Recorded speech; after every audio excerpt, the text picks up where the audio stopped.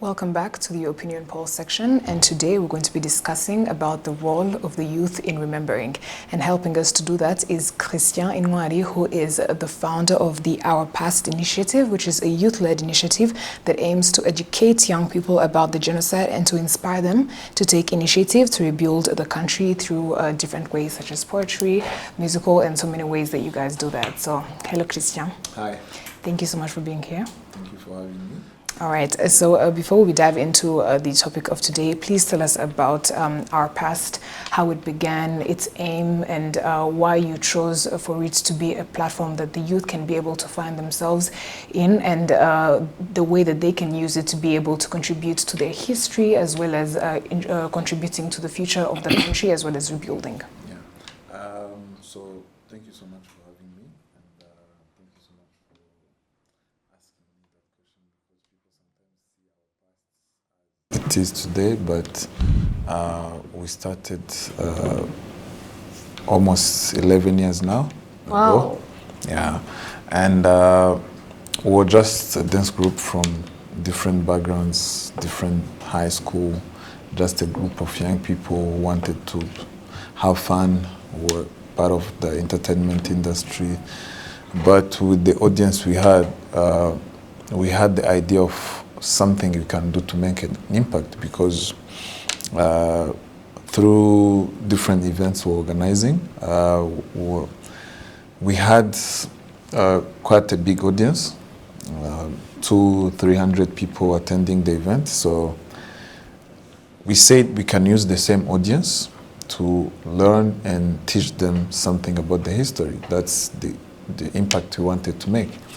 So that's how Our Past started. And when we started, the idea was, the objectives we had was teaching the young generation, the people who were young during the genocide, who was born after the genocide, about the history of before, during, and after the genocide, involving them in rebuilding the country by different activities where we go and renovate houses for genocide survivors, giving them easy access to water in their homes. And third one was inviting old people, parents, leaders, to talk to these young kids, to this young generation about the history, but we want them to go deep, and we want to know the truth. You know, that's what we want the young generation to know. So that's how we started. 11 years now, and we have made an impact in so many different ways. So that's pretty much. I thought I was going to say summary, but I said. I would really want to ask you if you could detail the impact that has been made, because after the whole, performances that you do, there's always an impact that is outlined. If you could go bit by bit for us on that. Yeah, when we talk about the impact in the community, I would say from the first edition of Our Past, 2012 to 2014. We're working with this village called Ikizere. It's in Kanombe, where we're just visiting them with different home items. And to end those 3 years, we helped them to start farming. So for 4 families, 2 of them were a success, and the other 2 didn't, go well, but that's how those kind of projects sometimes goes. From 2015 to 2020, we were in this village called Narama. It's in Narama sector. It's a village of genocide survivors, and it hosts 174 families of genocide survivors. So when we went there, we had no idea of how we were going to help them, but we were like, if we had the support, if we had the financial support, what can we do for you? So they told us the the history of their village, when this village was built, and it was built in 96, right 2 years after the genocide, so they had some of the houses damaged. And so we gave ourselves a target of 5 houses, doing the renovations 100%. So from 2015 to 2020, we renovated 6 houses. We built 1 house from scratch. We gave water to 6 families, and solar lights to 15 families, and health insurance to 30 families. So the total costs, it's both ways, because the total cost of this whole project was 14.4 million Rwandan francs, and 78% of the money came from the youth. Wow. That's why this kind of projects, you ask why does it take 5 years? It's because we work with the youth, and they contribute. You know how the youth contributes. They give you what they have, you know. So from last year in June to this March 2022, we have been working with this village in Yeruka. It's a village of the Rwandans who used to live in Tanzania, and the government forced them to come back. And these are 9 families. We renovated nine houses. We built new kitchens, 9 kitchens, 9 toilets, easier access to water to every family. And to conclude the project, every family have been working on a small business plan. So to finish the project, we funded those business. They're going to start for them to become self-sufficient. So that's how big is the impact. Wow, that's true. It's really beautiful. big. It's nice to hear the statistics of how the progress is, the progress report, different ways in which the youth use what they have to contribute to helping those families. And in line with the topic of the role of the youth in remembering, as well as the impact of what it may do when they remember, how do you think the youth can be able to learn their history as well as take the initiative to remember? Because you started our past as an initiative because you thought the youth do have a huge role to play in order for our history not to be repeated. When you started that, what was in your mind, and how do you think the youth can continue to remember so that our history in the 1994 genocide against the Tutsi cannot be repeated? I think when we started, the whole idea was me, since I was a kid, I was always curious, and I always wanted to know. But looking at the group we had when we started, some of them, it's not that they didn't want to be part of the commemoration and everything that goes with commemorating, but some of them didn't know, and no one was there to teach them. Others, they wanted to know, but they had no platform. So when we started, being honest with you, it was like a drug because we had no idea of what exactly do we need to do. But talking to some elders and to some parents, approaching some leaders, gave us the whole picture of what we needed to do. And the first event, after the first event, that's when we sat down and were like, we need to correct this, we need to correct this. But from there, I was a skyrocket. So what we need to create space. We need to create platforms for the youth, because we've had cases where someone tells you, "Oh, when we get to this period, that's when my parents buy the new Canard box, Canard Tris or DSTV."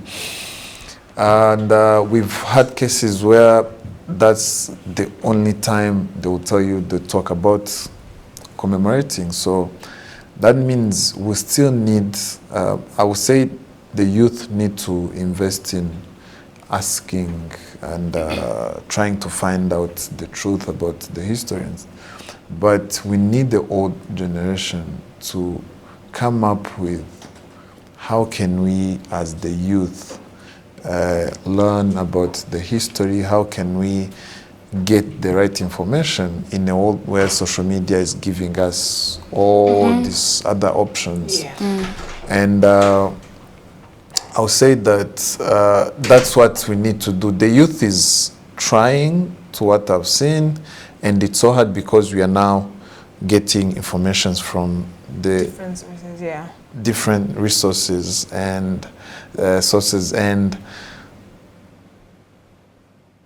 depending on where do you get first or who gives you the information first, you might get in the trap of having the wrong information. So the youth need to start asking questions and start using the right informations. I would say we have the leadership that is trying to provide all these kind of tools and platforms. But yeah, we as the youth, I think we still have so much to do. But on the other side, the elders, the leaders still have so much to do as well, because we need to remove the gap that is between the two generations for us to be able to achieve that. As you've said, we're in a world of a lot of social media and a lot of technology and all that comes with it. I believe that there are different platforms that bring out our history, especially the youth are the ones who contribute to this. Drama, theater, all that. Poems, yeah.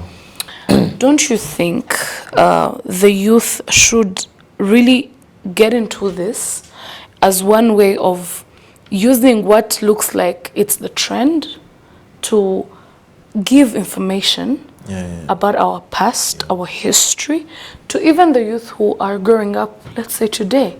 Because at least us, we have a sneak peek in school and all that, but now the children who are coming up these days, it's tricky. Yeah. So as Chris, yeah, what do you think? What are the ways you think, tangible ways, creative ways that we can use as the youth that we know are the trends, but we use them as a way, as a pathway to involve the youth to come and learn and engage themselves? Yeah, and if I'm to add on to that, because we see that you've already started doing that through our past. What made you think that this means through art, musical, drama, poetry was a special way in which you could capture the attention of the youth, and how can we better that?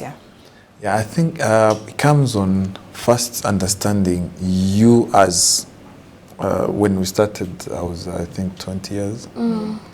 So you as someone who is 20 years, what attracts you? Are you interested to go through a PowerPoint presentation by one of, let's say, your leaders? And there is so many ways we can use to attract the youth and give them the information. When you look at the art is a universal language, so it's very understandable by the youth. That's the easy way for the youth to get some of the information you'll give them. So I think we need to have more spaces. Like, for example, when we used to have Issue Art Center, it was a place that was creating all these artists we see in the poetry world and acting, theater, drama, stuff like that. So when we were still having, by the time Issue was still there, we knew that every time they said, "Oh, we have this coming," we were very interested to know what was coming, you know, because we knew how interesting the play, the poems, the theater, the songs were going to be. So I think I will invite the old generation, the leaders, the parents, to help us create these platforms and use them. Because today we have someone who wants to listen to a poem, but do they know where they're going to go and listen to the... Yesterday, I think, or the day before yesterday, I was telling people how now the current Ministry of Unity and Civic, they have a podcast on Spotify that talks about the steps from A to Z since the genocide started. Even before the genocide, they have a podcast, but so many people don't even know. Thank you for pointing that out. I knew about that like a week or 2 weeks ago. So we need to provide the information, because today everyone has Spotify. Those who don't have Spotify, they have Apple Music. Those who don't have, they have YouTube. Exactly, or the podcast app. You know, or the podcast app. So we need to create these platforms, space, and let them know that they're there, because sometimes we'll create them and no one is there to use them. So, but if today we are at L'Espace for the practice and the rehearsals, they say if you have something going on, arts, poetry, music, come here, we'll give you the space. So we need to create this kind of space where the youth can come together and come up with all these ideas, or where they can come to get the information. You know, we need to provide them those platforms. I don't know if I answered that. Yes, you did. So we also have some engagement from the youth out there all over the city. We went out and asked them what they think the role of the youth is in remembering, in rebuilding. So let's take a look at what they had to say. Mazina yanjye nitwa Ishimwe Christian. Mu by'ukuri kwibuka ni ingenzi, ndetse n'urubyiruko dukwiye kubigiramo uruhare runini cyane. Cyane ko mu bihe nk'ibi ngibi turimo, aho ingengabitekerezo irushaho kugenda ifata indi ntera, hakoreshejwe cyane cyane imbuga nkoranyambaga. Mu by'ukuri urubyiruko dukwiye kuba aba mbere mu gukora icyo gikorwa cyo kurwanya iyo ngengabitekerezo, ndetse no mu by'ukuri tukitabira ibikorwa byo kwiga aya mateka kugira ngo asigasirwe, kugira ngo tuyamenye, kugira ngo natwe tuzabashe kuyahereza abazadukomokaho. Mu gihe bitabaye, mu by'ukuri akenshi abahanga baravuze ngo iyo amateka atamenywe yisubiramo, kandi nta n'umwe wifuza ko ibyabaye byakongera kuba. Niyo mpamvu rero urubyiruko dukwiye gufata iya mbere, kandi dukwiye kubigiramo umuhate, ndetse tukumva ko ari twe bireba cyane kuruta navuga ngo ababyeyi bacu cyangwa abayobozi b'igihugu. Twumva ko ari twebwe ba mbere mu gufata uwo mwanzuro, ndetse no gufata n'icyo gikorwa kugira ngo turwanye ingengabitekerezo ya jenoside, ndetse dusigasire ayo mateka, ndetse tubyige tubyumve, bitari kuba mu mutwe gusa, bijye no mu mutima, kugira ngo ibyabaye ntibizongere kuba. My name is Fred Murwanashyaka. I am so honored to take this opportunity to discuss the imperative importance of remembrance, in as far as what we are talking of, the remembrance, the genocide against Tutsi of 1994 genocide. Given what we have been hearing or seeing to some, this early generation of ours, it's so imperative and it's so important for us to find this as a key thing, to keep striving our level best to keeping the memory of this, discussing about this, and making sure that this memory is always live in us, because even though we are in our early generation or youthful stage, at some point we need to pass this to the next generation. We need to make sure that this is gonna be something strong, and more than being strong, we need to do our level best, be it on social media platforms, be it on physical gatherings, and fight against any ideology in relation to the fight against genocide, as of what we have seen in so many cases. Thank you so much. Amazina yanjye nitwa Mutoni Dorine. Njyewe uko ntekereza uruhare rw'urubyiruko mu kwibuka jenoside yakorewe Abatutsi, uko nko twebwe twaje dusanga jenoside yararangiye, ntago tuzi ngo byagenze gute, ariko kwibuka ni ikintu kidufasha nkatwe turi kuvuka muri generation yacu kumenya ngo byagenze gute, ese jenoside ni iki twakora ngo ntizongere kubaho. Ndatekereza ari icyo ngicyo. Nitwa Rwagitare Derrick. Uruhare rw'urubyiruko mu kwibuka ni ukugira ngo ibyabaye bitazongera kubaho, ni ukugira ngo amateka atagenda acika, kandi ukugira ngo tuzirikane tunubaha inzirakarengane zayiguyemo, kugira ngo ejo n'abana urwo rubyiruko rw'ubu ngubu abana bacu nabo bazakomeze muri uwo muco wo kwibuka. Amazina ni Kamikazi Goreti.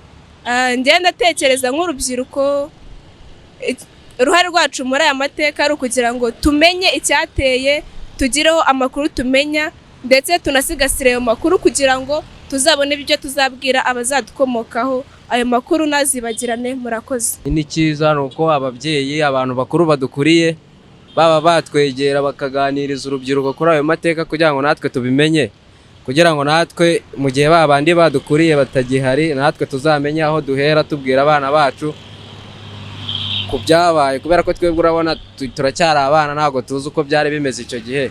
Bakaba batuganiriza nyine bakabasha kuba babitubwiraho kugira ngo natwe tumenye ayo mateka, tuyamenye, tube tuzayabwira abandi bana badukomokaho. Gabrieze, ndi umunyeshuri nyine niga mu mwaka wa 6.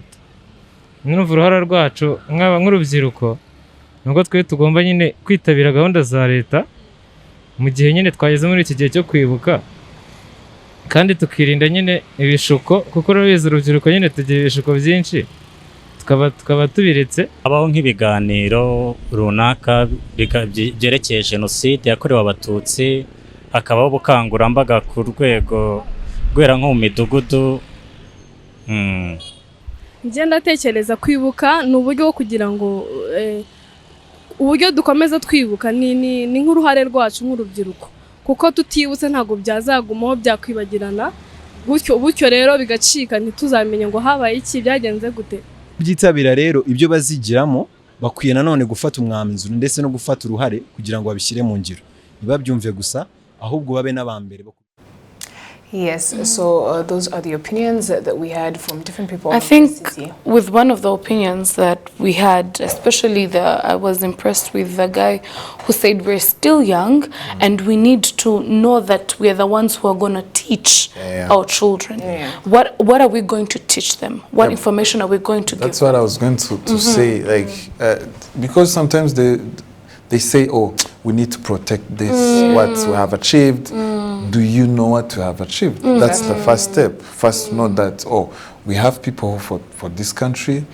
We lost lives during. We acknowledge them. We appreciate them. We appreciate them. So this is what we need to protect. Because today, what can I give you as the history of this country? Very little, you know. But if I have the guidance of someone else who is older than me, who has more information on what happened in this country before, during, and after the genocide, some of the things we have witnessed, some of the change after the genocide, but we know nothing really about what caused the genocide, how it was stopped, how do we celebrate those who stopped the genocide, you know. All these small details, when they're combined, it's a whole book of things we need to learn that today, we need to learn and acknowledge. And acknowledge, yes. Also, there is another person there is a guy who said we need to, as the youth, attend all the activities that the government has put in commemorating. It means nimba there is umugoroba wo kwibuka, there is this and this. You find that the youth are not involved as much as they should. Ahubwo they stay back home instead of going and getting involved or watching television if it's live, or whatever the books that are different people are writing about it, and different people have a lot to say about it. So I really appreciate the person that brought up the fact that we need to involve ourselves in the activities that the government has put. And another thing, I think they think that they still have time to learn their history, and so if I miss the activities this year, I can always attend next year. But there's no such thing as enough time to learn about your history, because like the person in one of the Vox Pop said, if you do not remember, there is a risk of something being repeated, or if you do not know, there is a risk of something being repeated. So instead of thinking that there's always tomorrow. Let's take the initiative right now. And we thank you so much for doing that. An initiative that you, together with your people, started 11 years back. You probably didn't know what was going on, or you didn't know the extent to which. We're learning along the way what yes. we need to. There is a guy who said, during this period we need to pause our distractions. And, but it's not just this period. It's not just this 1 week. It's not just 100 days. Yeah. We always have to remind ourselves that we remember not just for 1 week or 100 days. It's something that keeps going on. Yeah. It's a whole. It's actually our life. It's part of our history. So we have to keep this in our daily schedule plan as much as we can, because this is part of who we are, So that's just pausing during the commemoration and go back like nothing happened. It's not right. It's not right, you know. Yeah. So thank you so much for coming here. We have definitely learned a lot. I hope the people out there have learned a lot. You do inspire so many youth out there. Keep doing that. We are here to support that movement, that initiative, and no matter the cost, please don't give up on inspiring the lives, the families, the youth that you keep on doing. Thank you so much for having me. This was interesting. We always want to talk about what is going on. So when we get this kind of opportunity, definitely. Thank you too. Thank you so much. Yes, so that was Christian Inwari, the founder of Our Past Initiative, which is a youth-led initiative that is doing so much more. Let us keep supporting as we keep on remembering and rebuilding.